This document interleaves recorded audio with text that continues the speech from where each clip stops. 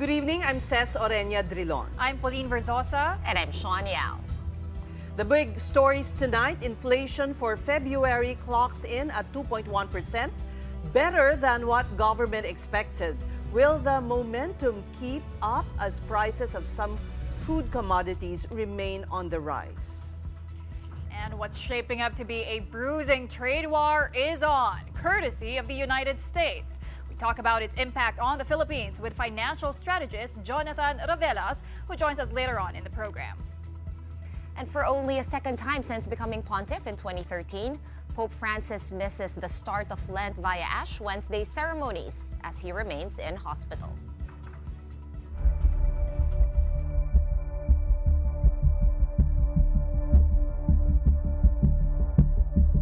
Price increases are tempering some, as seen in the latest inflation data from the month of February. And one major contributor is rice, which became cheaper after the Department of Agriculture enforced a maximum suggested retail price on it. Now the DA wants to do the same with pork, as well as other food items, which became pricier last month. Carrie Cator with tonight's big story. It's actually a surprise inflation eased in February according to the Philippine Statistics Authority. The rising prices of goods and services tempered at 2.1% last month from 2.9% in January. The PSA said food inflation played a key role in the slowdown, especially with rice, which recorded a negative 4.9% inflation in February from negative 2.3% the month prior. The average price of regular milled rice slightly fell to around 47 pesos per kilo from 48 pesos at the start of the year. The PSA sees the maximum suggested retail price on imported premium rice as a main contributor to this development. And they expect inflation further tempering after the Department of Agriculture's intervention to lower the MSRP to 45 pesos from the current 49 pesos. That's as global rice prices are now on the decline, while the peso continues to show signs of strengthening. Another driver of low inflation, vegetables, which include tomatoes, also showing a marked depreciation in prices. From as much as 360 pesos a kilo in January, tomatoes now sell at an average of 49 pesos per kilo. Here's the dampener though. Inflation rates almost doubled for meat, including pork.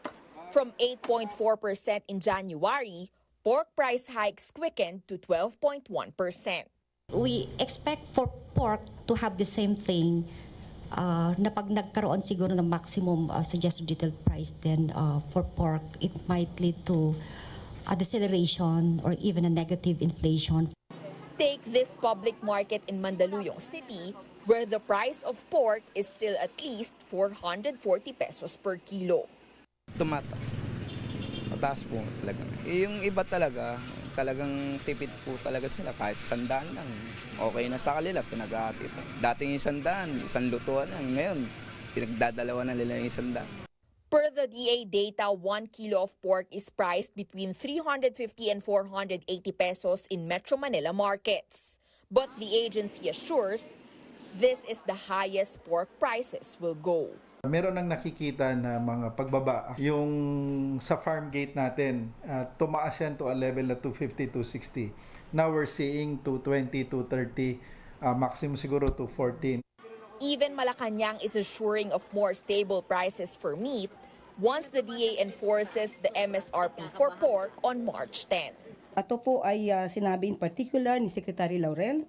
Ang parte po ng Kasimat Pigi ay bababa po between 350 to 360 per kilo. At ang liempo naman po ay maibababa po ng 380 per kilo. For News 5, Carrie Cator, we are One News. A punishing trade war has begun between the United States and three of its largest trading partners.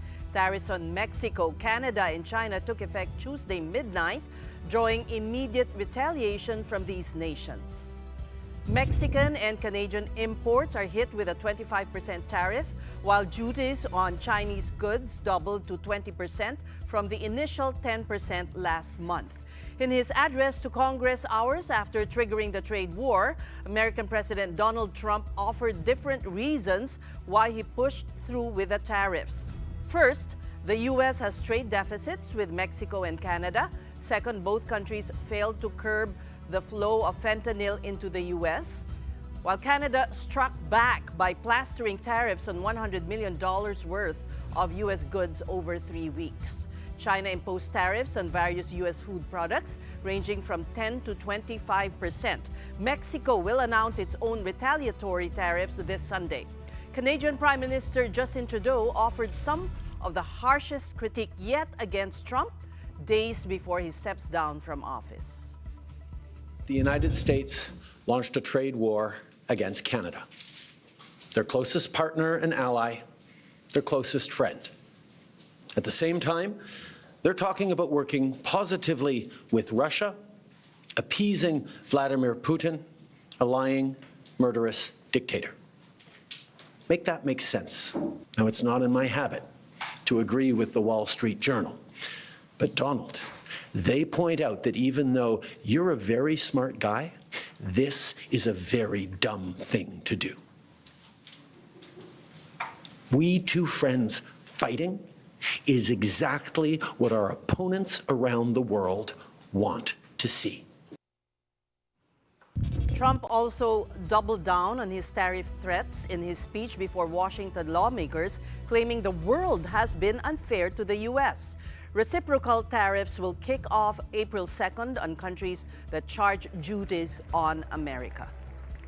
Other countries have used tariffs against us for decades, and now it's our turn to start using them against those other countries. This is happening by friend and foe. This system is not fair to the United States and never was. April 2nd, reciprocal tariffs kick in, and whatever they tariff us, other countries, we will tariff them. That's reciprocal, back and forth. Whatever they tax us, we will tax them. All right, that was, yeah. We will tariff. Is tariff a verb? It is now, in Congress no less. So as we were saying, this is the first time that Trump is facing the U.S. Congress after his triumphant comeback to the White House. And then this happened. Members are engaging in willful and continuing breach of decorum, and the chair is prepared to direct the Sergeant-at-Arms to restore order to the joint session.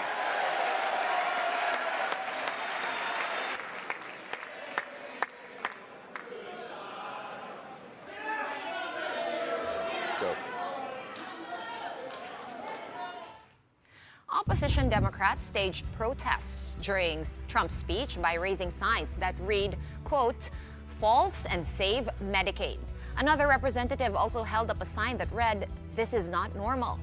Also, in the first few minutes of that event, a Texas Democrat interrupted by shouting that Trump has no mandate cutting safety net programs. He was escorted out of the chamber. Tasked to deliver the Democrats' rebuttal, Senator Elissa Slotkin of Michigan warns of rising costs and chaotic change under the second Trump administration. America wants change, but there's a responsible way to make change and a reckless way. And we can make that change without forgetting who we are as a country and as a democracy. Grocery and home prices are going up, not down, and he hasn't laid out a credible plan to deal with either of those. His tariffs on allies like Canada will raise prices on energy, lumber, and cars, and start a trade war that will hurt manufacturing and farmers. Will the Philippines be affected or spared by Trump's wave of tariffs? To talk about tariffs, inflation, and more, we're joined via Zoom by Jonathan Ravelas, financial strategist and senior advisor at Reyes, Takandong and Company. Good evening, Jonathan. Good to see you again. Good evening, ladies. Exciting times.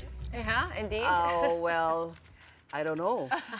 Will it reverberate to the Philippines, the tariff war or the trade war? Well, basically, I guess it's going to be more of what we will probably have is more of the secondary effects to the tariff. Mainly because if, again, as Trump would say it, if they put tariff, there's a reciprocal tariff. So most likely the impact will most likely be for other countries to offset. And a good example is China. The first time Trump said that they'll go through with the 20% in China, we saw the Chinese yuan depreciate by 0.3%.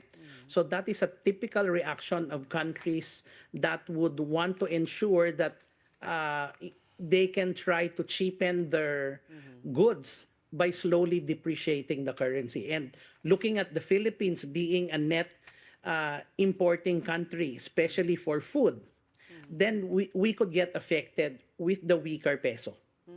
But the U.S. also has a trade deficit with the Philippines, at least in 2024. So Yes. the way President Trump is arguing his move, he will do this with countries where U.S. has a deficit, trade deficit.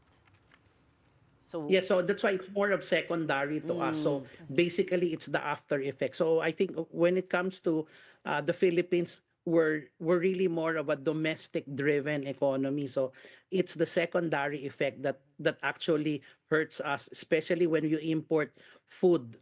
So which is one of the key issues that could affect inflation. So always, no, we always have this saying, when the United States sneezes, the whole world catches a cold. So that's kind of, I guess, what you're trying to say. But good that you mentioned inflation, Jonas, because as usual, it is an inflation day today. And as usual, we called on you for some insights. 2.1% in February, that was lower than the BSP target. I think it was also lower than your own forecast, right? Tell us what's in between the lines of the PSA's press release today. Okay, I think one of the things is that I was actually looking at 2.9%.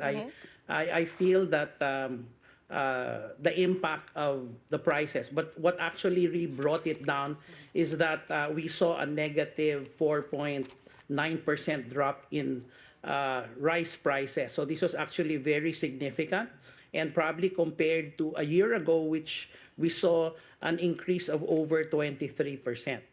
So this is one of the major things. So rice, which accounts for a bigger portion of our basket, as compared to probably the four other items like fish, meat, and vegetables. Basically, these are the ones that have still encountered some increases.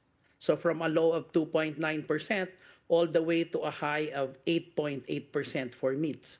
So hopefully by at least maybe until the second quarter, we could see the impact of a potential high base. So meaning there were higher prices in 2024. So we could probably see inflation probably averaging the first half closer to around 2.8%.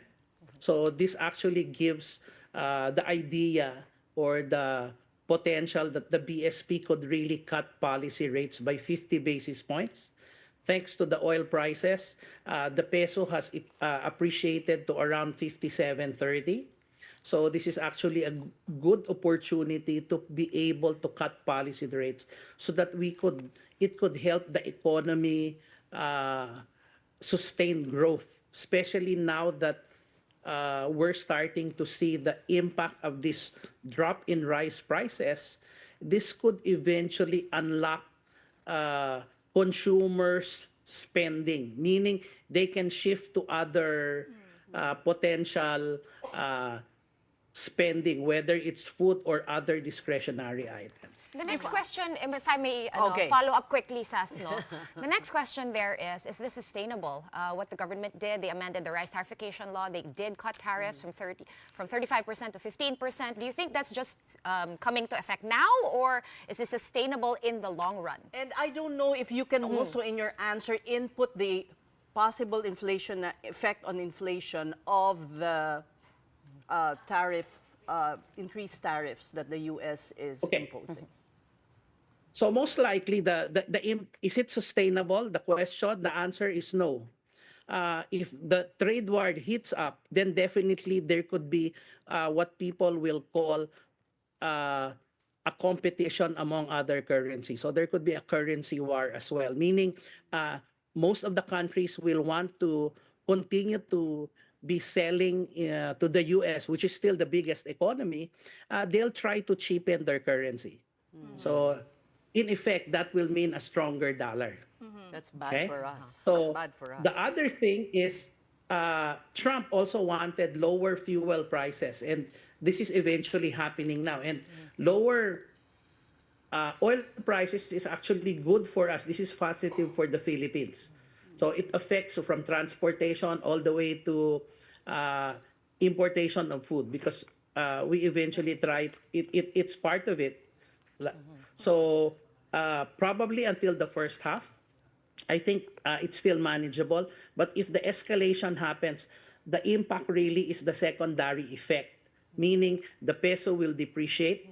And this is eventually very similar. We don't have to think if this is not going to happen. We saw this in 2017 when inflation at that time in 2016 was averaging 1.25, and in 2017 it became 2.85%. And eventually peaking in 2018 at 5.3%. While the peso depreciated from 47.72 all the way to around 52.58 in 2018. So this was the time when the Philippines went on triple B, build, which affected our trade deficit because we were importing so much. Now, we're also doing the same for infrastructure spending, but we're also importing a lot of food. So that's the problem. Well, Jonathan, given this trade war, I'm curious, which industries do you think will suffer or could also benefit from everything that's happening? Okay, I think most likely those that will get affected are those with a lot of dollar loans. So companies that have dollar exposure will greatly be affected. However, since we're continuing infrastructure program, this is actually positive for the likes of one, tourism. Weaker peso is good for tourism. So it will also be good as we do infrastructure spending. It's still good for real estate. So you can talk about hotels. At the same time, expansion plans will eventually attract manufacturing. So those are sectors that could benefit if we continue to do well. And I hope what happened to the bridge in Isabela is not, it's just a fluke. There will be no fears about substandard infrastructures. So, but if we're able to do it right, along with the impact of the IRR, the implementing rules and guideline of Create More, and the ease of doing business should be able to attract those foreign direct investments when the peso is weaker. Okay, Jonas, you mentioned the triple R. That was actually going to be my next question to you. Recently, the BSP cut the triple R. This is the reserve requirement ratios for banks. This is what makes our banks super healthy, even too healthy, some economists may argue. But now it's down to 5%. You know, I remember not too long ago, maybe less than 10 years ago, it was at 20%. This much liquidity being released so fast into the market, are you seeing that being inflationary as well? Well, basically, I guess you need to understand that our economy now, compared to probably in the 1990s, where the triple R was at 25%. So that's the time I started working. So at 25%, meaning that's 25 centavos out of 1 peso that's being placed in the central bank. And at that time, most of our loans were basically more tilted to foreign, around 40%. So now that we're on the other side, 80% of our loans are domestic, meaning on the part of government. So there's a need for that liquidity. So since by the end of the month, we'll have around 300 billion worth of additional liquidity, this will eventually help support the business. So those that will need to continue to expand. And this is something that economic activity. could help. It should spur economic activity. Yes. Along with that rate cut. So now that you said that the BSP cut is looking to be more possible, around when would be the next question to that? It should have been done last December. If you recall my interview, I was actually looking at 50. I believe that they should have done it at that time, but I would expect that they'll probably do it as early as April. Now, this might be, again, just for everyone to know that this might be a little bit alarmist, but we just wanted to know, just because basing off of Trump's speech in front of the U.S. Congress, joint houses, he mentioned, killing the CHIPS and Science Act of 2022, which was passed under the last administration, under Joe Biden. If it comes to pass, big if, how will this impact us? Because that is like a huge subsidy as well. And semiconductors are our top exports. Yeah, so that's going to be a challenge, no? Of course, especially now that recently the biggest chip company maker in Taiwan has already invested in the U.S. So these are a few things that, again, when we start thinking about the Philippines, how do we address ourselves as a country when it comes to the tariff war or the trade war? So when we talk about exports, the first thing that we need to do is to look at other markets where we feel that we could excel in, or we could be the preferred. So that is actually one way of trying to combat the negative effects. If we talk about, because we're importing, we might want to look at other countries where we import our needs. Like a good example, pork. We import pork from Argentina and Brazil. Although we are also importing from the likes of Germany. So when we talk about exports, which are like humans, in terms of OFWs, which there are a lot of risk for Asia and the ASEAN because of competition, we might look at other markets like the Eurozone as potential areas where we can send our OFWs. Okay, go ahead, Jonathan. Yeah, so these are, I think we have to start looking at trade alternatives other than just, focusing on just one market. We have to broaden our horizon. Now, the other thing is start looking internally where we are going to be able to get our raw materials. So if we're able to do that, then we can more or less, lessen the impact of the tariff wars. Well, speaking of the tariff wars, Jonathan, I wanted to get your thoughts. If all this makes any sense to you from your perspective, everything that Trump has been saying. I mean, he did say that all these tariffs are aimed at making America rich again, and he believes that the implications will be minimal in terms of their economy. I mean, you as a financial strategist, does that make any sense? No, well, basically it makes sense. You have to understand that they're cutting costs in government.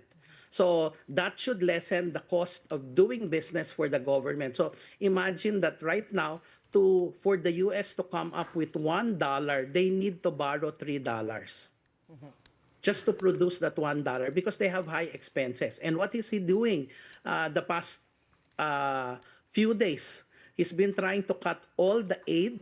He's been cutting all of the expenses. So if you're looking at it from a personal side of things, you're cutting your personal expenses to a minimum. So that is good for your budget deficit. If I'm increasing my tariff, that is revenue for the U.S. So that is actually good. So that makes the dollar stronger. So this is eventually what he's planning to do. And while other countries try to do reciprocal tariffs, that sooner or later they'll have to devalue their currency because other countries will use the cheapest way to increase their volumes, meaning it's now going to be a dog eat dog. If I don't devalue, then I'll lose business. So on the weaker peso, on the other side of the coin, Jonathan, there are warnings that this may result in a recession. Is that too alarmist of you? Not necessarily. I think it will depend on how bad the trade war will be. But for now, it will continue to show the strength of the U.S. economy probably until the first half. Then we'll see what happens after in the second half. So I think that's where most of the forecast of a weaker peso and eventually the base effects of high base inflation could probably wear off. Okay, last quick question, just to bring it back here to the Philippines and our better than expected inflation for February. That already counted sort of a few days of the start of election period. Election period equals big campaign spending. Later on this month, the local campaigns will kick off as well. Jonas, are you seeing some inflationary flags with the election campaign, which is actually a usual thing naman? No, I don't see the election spending to be as big because remember, this is just a midterm election. This is not a presidential election. But the tailwinds of this election should help support the growth that the government is trying to look at, which is around close to 6%. This year, I'm actually looking at 5.8% as a target. No, this could probably be the third year that we will probably miss the 6%. Again, the challenges are more external rather than internal. Okay. All right, Jonathan Ravelas, financial strategist and senior advisor at Reyes, Tacandong and Company. Thank you so much for your insights this evening. We're going to take a quick break, but coming up next, from Rome to the Philippines, Catholics around the world mark the beginning of the Lenten season with special prayers for their Pope. All that and more when we return. Keep it here on One News.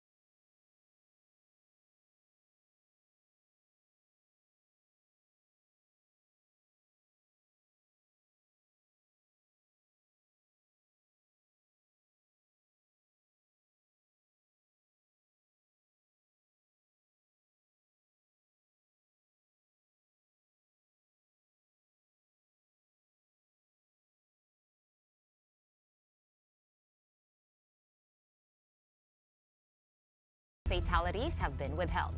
Rescuers were able to find the victims around 9 this morning through the pilot's emergency transmitter and locator beacon. The FA-50 is a supersonic light combat aircraft with night vision capability and one of the Air Force's most modern equipment to date. And this was in the this incident happened in the middle of tactical night operations against rebels when it disappeared. Now, the Air Force wants to find out if the crash was caused by human or mechanical error. Right now, it's hindi pa natin makonclude. Ginagather pa nila lahat ng mga facts doon sa Air Force unit namin. So mahirap tayong mag-conclude kung ano yung itsura ng wreckage and kung ano yung itsura ng mga pilots. Just to be clear, it was a crash. All the indications point to it. The wreckage, all indications point to it. Now, in other news, the Vatican says Pope Francis had another restful night and woke up slightly after 8 a.m. today. For more updates, we have our Morning Matters host, the hardworking Gretchen Ho, reporting to us all the way live from Rome in Italy. Hi, Gretchen. What's the situation like over there? What more can you tell us about the Pope's condition? Good evening, Pauline, Sean, and Cess. Good morning. It is another day and another day to be outside another church. This place where I'm at is actually St. Mary Major, the place that holds one of the 4 holy doors that are open during Jubilee year. So this does not only hold that holy door, but also it holds a special place in the heart of Pope Francis. I have a little trivia for you girls before we get into the meat of the news. In 2023, when Pope Francis had bronchitis, he has actually made the decision to be buried here in St. Mary Major, his favorite church, favorite basilica to visit before and after any international trip. So in 2015, before he went to the Philippines, he actually made a stop here in St. Mary Major, and then pagbalik niya, dito rin siya nagpunta. So he has decided to simplify the rites for his own papal funeral, and he has picked out the place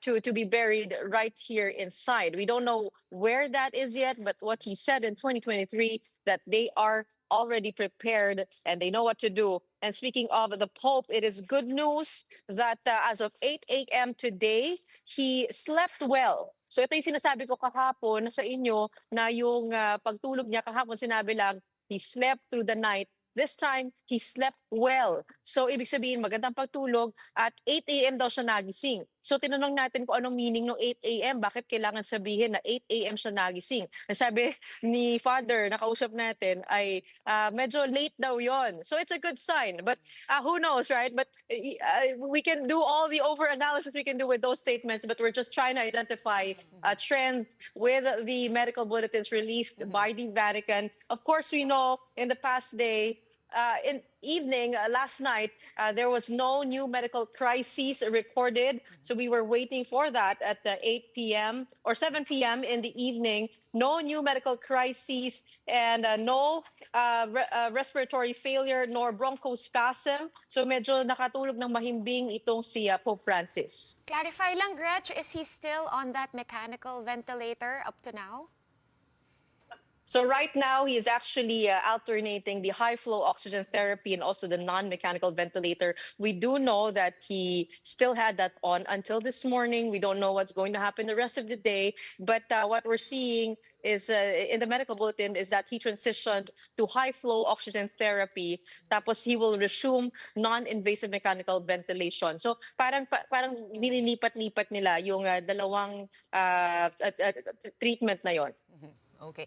And of course, 2025, Gretch, is a Jubilee year, no? The whole Catholic faithful around the world is sobrang busy preparing for this for the last couple of years. Not only that, Ash Wednesday today, right? So that's, I guess, today na rin sa inyo, dyan sa Rome. Pope Francis usually leads a mass and he has so many events to kick off Lent. Parang mali yung ginamit kong kick off Lent. Pero to start Lent. And he won't be there. That's what you also mentioned yesterday, di ba? Sinabi mo na sino yung papalit sa kanya, but were there any further information about the Jubilee year activities? Yun nga, no, medyo nakakalungkot. It's a big year. The Jubilee year is actually happening every 25 years only, or minsan may extraordinary Jubilee year, which was in 2016 when the Pope declared an extraordinary Jubilee year. So matatandaan mo, nag-celebrate din tayo niyan sa Pilipinas. Ngayon, ang daming pilgrims, no? So if you can notice, there are lots of people going inside for the Holy Door and also the Ash Wednesday Mass in the favorite chapel of Pope Francis. So the official Ash Wednesday celebration of the Vatican will happen later. But the difference is, yun nga, meron siyang prosesyon mula doon sa Sant Anselmo, magkakaroon ng liturgy, tapos magpuprosesyon sila, magmimisa doon sa Aventine Hill. And then the cardinals, archbishops, and bishops will be there. Unfortunately, wala nga si Santo Papa. So malungkot yung mga tao dito because of that. But I guess, you know, it's been a roller coaster ride really with the Pope's health kasi minsan okay, minsan hindi. But ngayon, we wake up to a new day and more hope because of the good news from the Vatican. Plus, Gretchen, the anniversary, the 12th anniversary of Pope Francis's papacy will be on March 16. It's fast approaching.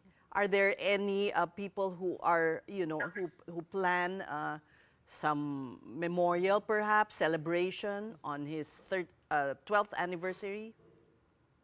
Ako, Ses, medyo sensitive talaga itong sitwasyon ni Pope, ano? Parang ang attitude dito sa Vatican, ayaw masyado magsalita ng mga tao, ayaw nila pangunahan.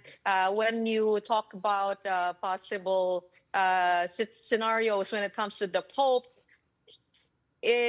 people don't want to get ahead of themselves because it might be in bad taste. So pagdating doon sa celebration na yun, parang wala pa tayong naririnig. Pero sisilipin natin yan, tatanungin natin kung meron na ba. But all attention has been on the medical condition of the Pope so far. Okay. Ano kaya ang tradisyon? Do they mark certain years of, you know, length of service as a Pope?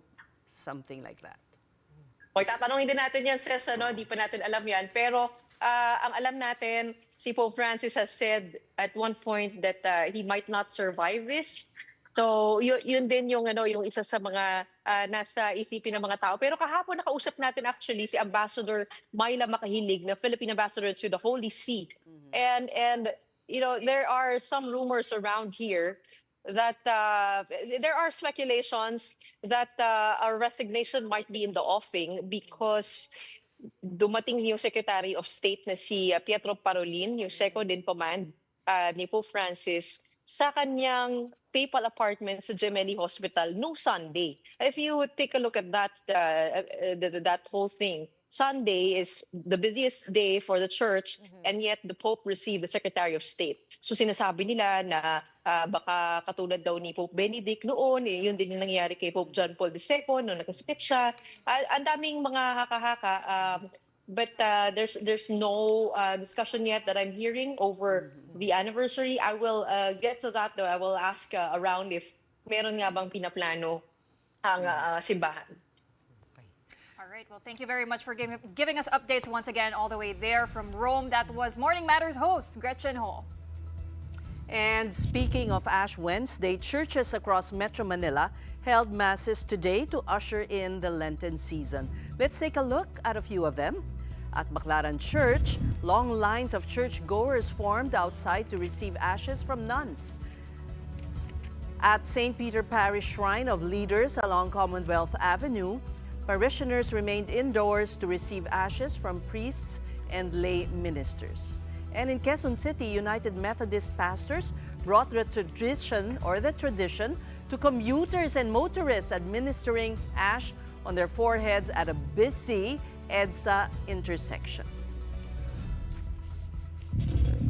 All right, time to pause for another quick break. Right after that, Senate President Chis Escudero is not changing his mind about the timeline for Vice President Duterte's impeachment trial.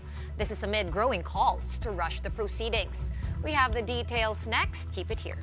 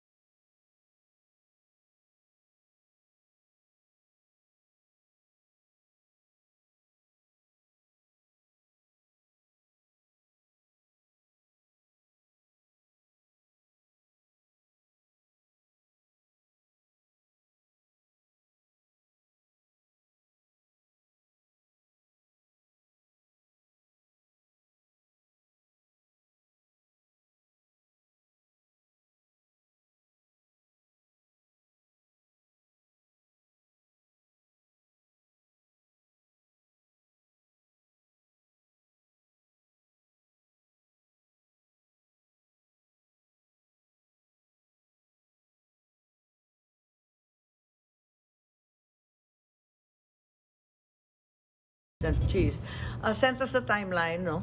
Although there are those among us, like the minority leader, who think it should be done earlier. The argument involves a single word in the Constitution, which is forthwith. Ang problema nga, hindi ko maintindihan ngayon kung talagang itutuloy sa 20th Congress, panibago na naman yun. So maraming legal questions. Ang realidad, ang impeachment is a fundamentally political process, and the Constitution gives great leeway to the Senate to establish its own rules and its own procedure. Meantime, Senate Minority Leader Coco Pimentel reaffirms his stance on proceeding with the impeachment immediately. For now, Escudero proposes to begin the trial on July 30 or with the new senators in the 20th Congress. Nagmamadali actually ang Constitution. Yung forthwith, yes. Wala naman yan sa bokabularyo ko eh. Ang Constitution po ang nag-uutos sa Senado. So lahat kaming 23 na senador ngayon, dapat yan ang aming nararamdaman. Na yan ang utos ng Constitution sa amin na kumilos na agad.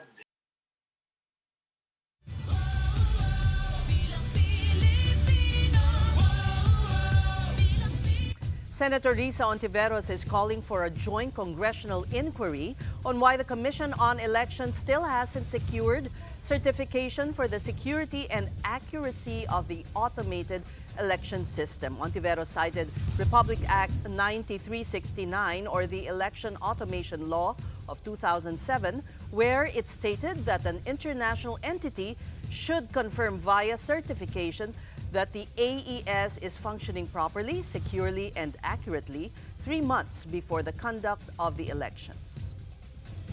So let's get the answers straight from the horse's mouth, and we have with us Comelec Chairman George Garcia. Magandang gabi po sa inyo.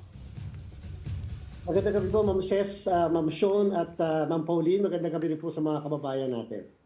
Per the law cited by Senator Risa, you should have secured certification back in February 12. Pero ano po ba ang sitwasyon ngayon? Why weren't you able to? Ma'am Ses, una po with all due respect sa ating kagalang-galang na senador, noong pong 2010, kauna-unahan po natin mamaya na automated election, the certification was issued March 9. Ang election noon, May 10. Noong po 2013, ang certification was issued February 13. February 13, 2013, ang election May 13. At that time nga, ang source code review ginawa after the election pa, dapat before the election.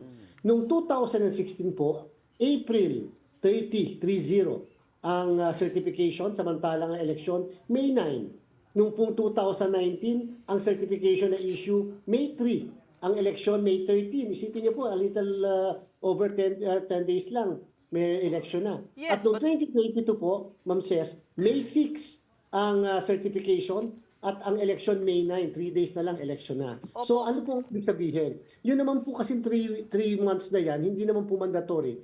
To our interpretation, that is directory. Number 2, ang nag-i-issue po talaga ng certification, Ma'am Ses, ay ang tinatawag na Technical Evaluation Committee. Yan po ay DOST, DICT at Comelec ang member. Independent body po yan.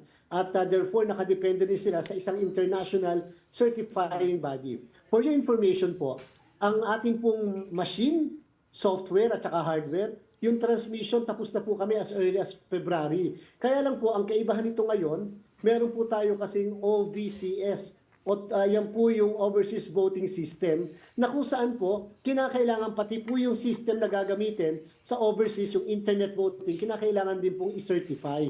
So, yun po ang dahilan kung bakit hanggang ngayon, hindi pa po ini-issue ang certification, sapagkat hindi pa po tapos yung source code ng OVCS. Pero tapos na po ang source code ng hardware, software, ng machine, at saka ng transmission. At ito po pinakita namin mga first week ng February sa publiko, kasama po ang media, na pinirmahan pa yung envelope ng ating po mga citizens armed. So ganito na lang Commissioner, kailan po, Chairman pala, kailan po natin maaasahan na lumabas itong certification with the delays? Are you looking at any specific timeline?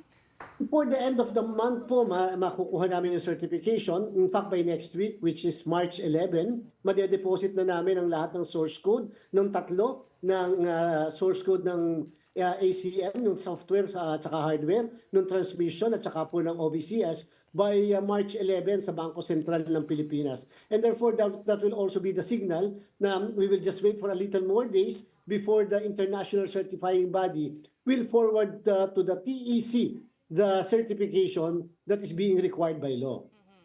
Well, Chairman, so you are saying no na historically hindi naman po talaga nami-meet ang 3-month deadline na ito. But don't you think there should be changes to that? Exactly. Yes po, that's the reason why po ang Comelec is always also pushing for the amendment of the law. Naniniwala po kasi yung law natin, ma'am, 20 years na ago na po yun yung 9369. At that time, iba po at hindi pa sophisticated at hindi pa complicated ang ating pong electoral process. Ngayon po, kita niyo po yung binigay ko sa inyong dates na mismo simula noong 2010, hindi naman po nakakapag-comply halos doon sa 3 months na required mismo ng law. So I think it's really high time that the law should be amended. But at the same time, the law should also allow that the Comelec should be able to prepare 2 years before the election. Yun po yung problema natin. Usually, ang preparation po is 1 year before the election. Ang reason naman po is because the DBM will only increase the budget of Comelec for preparatory year and not 2 years before the election. Yun din po yung dahilan kung bakit nagkakaproblema tayo sa Kumbaga mga wala timeline pang ng commission. budget na ina-allocate sa Wala pa po. Comelec. The budget Ayun. will usually be given 1 year before the election. And Alright. doon lang papasok, Ma'am Ces, ang procurement, doon din papasok ang mga important activities in preparation for the election year. Ses na lang po. Ito naman, maiba po tayo. You've been directed by the Supreme Court to make your comment on the petition by the members of the Right to Know tungkol po sa joint venture ng Comelec with Miro. Ano po ang komento nyo tungkol dito? Yes po, definitely we'll be making the comment, we'll be filing the comment to the Supreme Court. We honestly believe that this is technically not directly against us. Lahat po nang nirequest sa amin ng Right to Know right now under the principle of transparency, Ma'am Ces, Ma'am Sean at Ma'am Pauline, binigay po namin sa kanila. Pero binabanggit po kasi ng Right to Know right now that this is historic first, simply because they wanted to find out whether the right to information can and should extend to private entities simply because, for example po, kami ang, kasi ang mandamus usually po should lie as against a government entity or agency or instrumentality of government. But how about yung mga kadil o yung mga supplier, provider mismo ng government agency? Should that mandamus be likewise extended to them? Kasi po kahit tingnan natin yung rules, yung mga decision ng Supreme Court, laging against lang po sa government. So kami po, we are very much willing to support this initiative simply because we have been providing them with all the documents they wanted from the Commission since nagkaroon po tayo ng change of leadership dyan sa Comelec. So there should be more transparency. Well, yes po. Therefore, the transparency should likewise extend even to the private entities dealing with the government. So you agree with that? Yes po, definitely. Okay, moving on to another topic. On this one, grabbing all the headlines. So, na-disqualify yung case against the Tulfos, disqualification case rather, against the Tulfos, citing that they are a political dynasty. Technicality lang ba ito dahil wala tayong law yet on political dynasties, Chairman? Yes, Ma'am Sean, hindi pa po tayo dumadating sa point ng issue ng main case, which is the merits. Nandito lang tayo sa issue ng technicality simply because, in all courts or in all quasi-judicial bodies or in all administrative agencies handling cases, always, almost the rule is, tingnan muna, is it sufficient in form bago tayo pumunta sa sufficiency in substance. When you say form, naka-attach ba yung dapat na i-attach? Na-furnish ba yung mismong respondent ng petition? Because kung walang due process and therefore, paano kami mag-i-issue ng summons? Para din po yung non-payment the filing fee. Doon pa lang po sa mga determination na yon, the petition failed. And therefore, we cannot proceed to determination of the merits as to whether indeed there is a law or no law banning political dynasty or it is just a provision of the Constitution. But then, kahit po na-dismiss yung case, the petitioner has several options. Either he can file a motion for reconsideration or file a new petition which is definitely an option best reserved to him. So pwede po yung chairman mag-file ng bagong petition kasama na po yung COC. Yung pong disqualification case, Ma'am Sean, Ma'am Pauline at Ma'am Ces, can be filed even after the election but before the proclamation of the candidate. That can be filed, that can be done. Ang hindi po pwede yung cancellation of candidacy which can only be done 25 days after the election. So he has several options and yung pong attachment ng COC is just one of the reasons. Ang talagang malaking blunder po is the failure to notify or to furnish the respondents of the petition, which is a very crucial and a basic requirement when you are filing a case in the Comelec or even in any other courts. So hindi na carbon copy yung mga pinatatamaan ng kaso, in short, Chairman.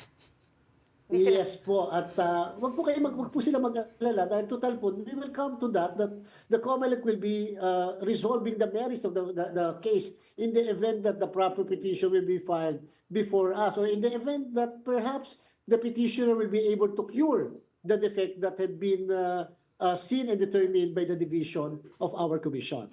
Okay, Chairman, another topic also we wanted to discuss with you is the change of leadership in the Presidential Security Command. Sabi po ng Malacanang, wala naman po silang nakikitang mali dito sa pagpalit nga ng head ng PSC despite the ongoing election ban. Ang election ban po, sinasabi, bawal po ang movement, hiring, and promotion of personnel in government agencies. So tama po ba yun, Chairman? Ma'am Pauline, movement, reassignment, etc., of personnel, exact wordings in the civil service. Ang Armed Forces of the Philippines po ay hindi part ng civil service and therefore hindi po sila kasama doon sa prohibition. But just the same, even on the assumption that the Armed Forces of the Philippines is within the ambit of the civil service law, still we issue to the President a continuing authority to make the necessary appointments within the executive department. All right. And lastly, I'm going to circle back to the disqualification cases because hindi lang isa yung kaso. There is one against a Tulfos, 5 of them.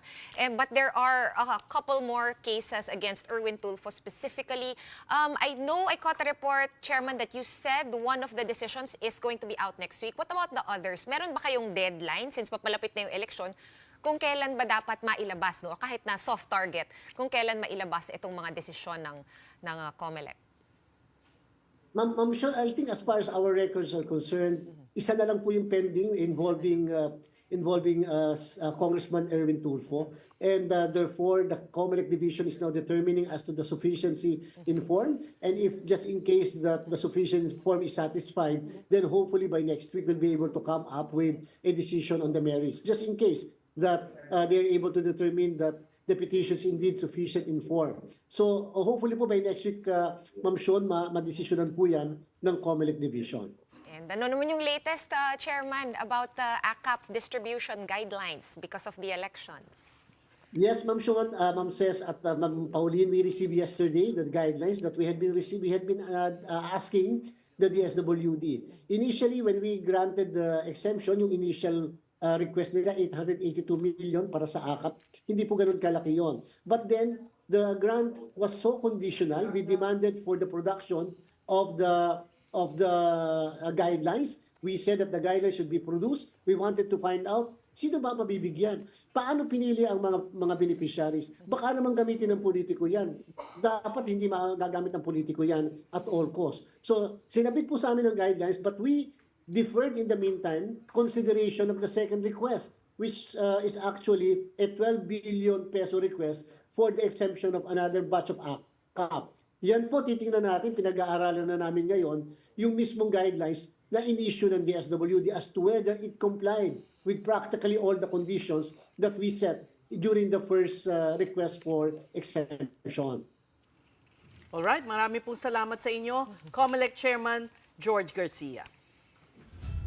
Before we say goodbye on this Wednesday night, let's talk about AI because it continues to evolve and now it's even reimagining what it means to have a pet. In fact, that is our big picture tonight. This is Fuzzu, a little fluffy ball that wants to be your friend. That's right, Fuzzu is an AI pet introduced in the latest Mobile World Congress in Barcelona, Spain. Chao Chi-sun, founder and CEO of RoboPet, says this is like having a dog or cat, but with a twist. Powered by OpenAI, Fuzzu responds to human interaction, providing emotional support. It can even record your life for you. But it doesn't stop there. Fuzzu also encourages face-to-face connections by linking with another Fuzzu through a tap. Is this the future of pet ownership? Because I am scared. Me too. I know we all have dogs. Animal lovers. Yeah. And I don't know about I don't know that. about a Well, Fuzzu. you don't have to clean up after this one. Okay. I will argue though that you can potty train your dogs and then you don't have to clean up. Well, you still have to clean up after that. I think Brush them. this is perfect for people who are, I guess, who have allergies to dogs, to cats, so maybe or this who is live in a building But that don't allow dogs. That's so weird. But do you remember? Okay, I Tamagotchi. think Tamagotchi. Yeah, I was like, Seth, do you remember Correct. Tamagotchi? Yeah, yeah. This is like No, for my kids. Did you buy? Yeah, I did, of course. I had did. one. I killed it. It was starving, and I'm like, maybe I'm not cut out for this. But you can, but it regenerates, right? You can just reset it. Tapos mabubuhay siya. I can try again next week. So it means you weren't a good Tamagotchi mom. To be fair, I was 10 years old. No, but she's a great dog mom now. I know, right? That was 30 years ago. That looks so fearsome to me. Maybe you can get it in a not black color para hindi siya masyado scary. Ayun na nga, yun na naman yung, yung bias against black pets. Di ba may gano'n? Okay, kumakaway na si Marie, wala na tayong oras. That's it for the big story tonight. We are One News, all sides, all the time. Thank you for watching. Good night. Coming up next is Play-by-Play with Andre Felix and Cheska Liton Calao, as per usual. And I just want to ask them. Go ahead. What do you think of that Fuzzu? Yeah. Is it really the next wave? Can we have a moment of silence for all the Tamagotchis? We're so sorry. Andre, may Tamagotchi ka ba, Andre? Oo. Boy, We should ask about whether these pets, how do they live forever? Yeah, These no, Fuzzus? that's a good. Can you reset Diba? them if you kill them? Yeah, That's diba? important. Well, I want to notice. Oh, sige, go. Ikaw muna. I can't. I love my fluffy dogs. Even if Yeah. they're brats Oo na naman. sinasagot-sagot Iba. ako. Hindi, they cannot replace. Syempre, iba din naman talaga. No, I want to say, I like their Do you couch. notice I like. something new? Yeah. Yes. Well, one, your accessories. Ang ganda na nung inyong sofa. Two, Ces's hair. Ganda nung talaga. bagong gupit, no? Bagong gupit. Ako may napansin ako. Ano? Andre, madumi yung... Excuse Ay, me. wait, Ash Wednesday pala no. today. And no, but we like your furniture. Yeah. Thanks to Kenneth. Can we borrow? Yeah. You want to borrow for the show? Or for Lipat na lang kami dyan. Pwede nyo try, mamaya. Pwede. Do the show But premiere. enjoy your show as always, ladies. Thank you once again. Thank and you. Have a great Wednesday night. Of course, thank you to Cess, to Sean, and to Pauline. And a big story on Play-by-Play. We've got, a heartbreaking update on NBA superstar Kyrie Irving's injury. And that Cheska Sai, says it all. But for Laker fans, some good news too, especially LeBron James fans, because the King gets another incredible scoring milestone. And we've got scores from a full, ito na naman tayo, full day of volleyball with games in the UAAP and Spikers Turf on tap. What's Sean doing? I'm Andre Felix. And I'm Cheska Liton Calao. And here's tonight's Play-by-Play. Ramiro, the show by Mamoy leaves. Victor Moves puts it up. Unbelievable. Gemma on the left side. Oh, the pass! Stopping another one. Bacunas rejecting Estevo for the point.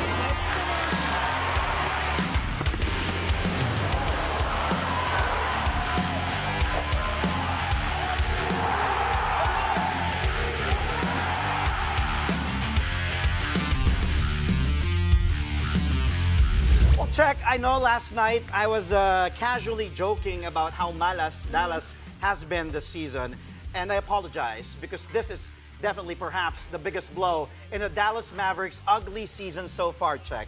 Kyrie Irving is out for the rest of the season after suffering a torn ACL in his left knee. Dallas had announced that Irving sustained a left knee sprain, but further medical evaluation confirmed that the injury was much worse than initially thought. Kyrie hurt his knee in the first quarter of the Mavs' 122-98 loss to the Sacramento Kings yesterday. And after being helped to the locker room, Kai abruptly returned to the floor to shoot 2 free throws, a la Kobe Bryant. Kai is keeping a positive outlook on his most recent adversity. In a social media live stream, the 9-time All-Star assures fans that he's okay and that he will be back. And of course, as expected, messages